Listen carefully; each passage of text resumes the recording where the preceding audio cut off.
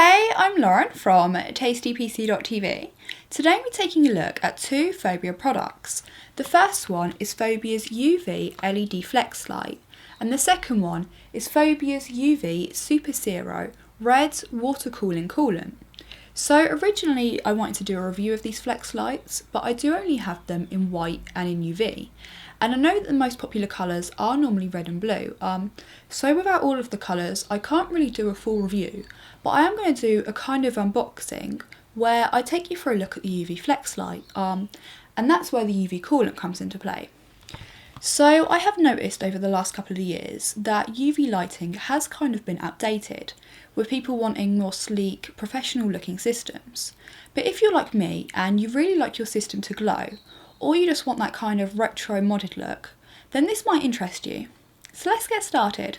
Starting with the flex light, if I show you the back of the packaging and then just zoom you in a little bit, you can see these lights are available in either UV, red, green, blue, white, warm white and RGB. And you can get them in lengths of either 30, 60, 120 or 240 centimetres. Also, I have the high density version, but they now also do a low density version if you want the lights to be more subtle. So inside a pack you get some 3M double-sized sticky tape and the light. And the reason why Phobya have included this separately is so that you're not pinned down to having to use it.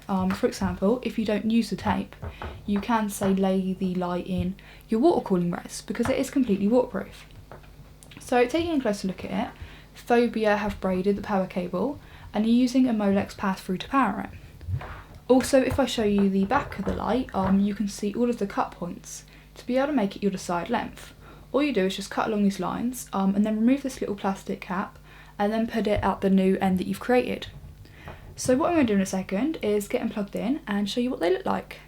So firstly, I'm just going to take you for a really quick look at Phobya's ZuperZero coolant. So it comes in a 1 litre bottle and packaged in a Phobya branded box. But I have been using this in my Arc Mini water cooling vid, so unfortunately I don't actually have the box to show you. So just reading off some of the specs, it's been filtered 5 times, it's electrically non-conductive, so if your loop leaks or if you make a mess while filling it, it's significantly less likely to cause damage. Also, it acts as a lubricant for your pump. So this is supposed to be UV red, but it does look pink to me, and I've noticed that in certain lights it can also look orange. So I've put some of Phobya's UV red coolant into a glass so you can properly see what it looks like, and as you can see it does look very pink. So next to it I have just put some different brand standard red coolant for comparison. Now I'm not entirely sure how red Phobya's UV red coolant goes under UV light, but under non-UV light it definitely does have room for improvement. So I've now plugged in the Phobya UV Flex light, and I have to say it does look a lot brighter in real life than it does on camera. If I just switch the lights off so you can see what it looks like in the dark, and you do start to get an idea of just how bright it actually is. So here I have a UV reactive fan, so you can see what effect it has, but I also have an old UV cathode for comparison. So this is the part where the two kind of reviews combine. Phobya's ZuperZero UV Red coolant under UV light. Now on the camera it is showing as a kind of pinky red colour, but in real life it does look very orange.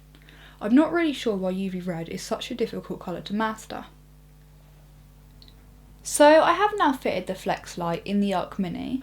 I've put it behind the back of the radiator and cut it to the size that I needed. Unfortunately it does seem to be highlighting the top tube that I wanted hidden, and the light isn't really reaching the front 2 tubes.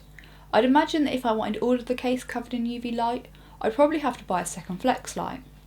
Now for some reason on camera it is showing up as purple, although in real life it is actually orange. I'm not entirely sure why my camera is struggling when it had no problem picking it up earlier, but either way it still isn't red. So what I'm going to do now is move on to the conclusion and tell you what I think of the two products. So firstly, I really love Phobya's UV LED Flexlight. It looks really good, it does exactly what it's supposed to, and given its price and how much of a difference it instantly makes to your system, it deserves to get 5 stars, and I am really looking forward to using the other colours in future videos.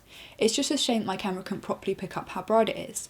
However, with Phobya's ZuperZero UV Red Coolant, it was a nice colour, just wasn't red in any lighting, and even though this isn't a proper review because I haven't tested its performance or compared it against other coolants on market, it's more of just a review of its colour really, but it was advertised as being red, which it isn't, which is a little bit disappointing, so it can only really get 3 stars. So this is my kind of joint review of Phobya's UV LED Flexlight and Phobya's ZuperZero UV Red Coolant. I've listed both of the products in the description below in case you want to use any of them in your own rig. But if you like this video, hit the like button, don't forget to subscribe, and thanks for watching.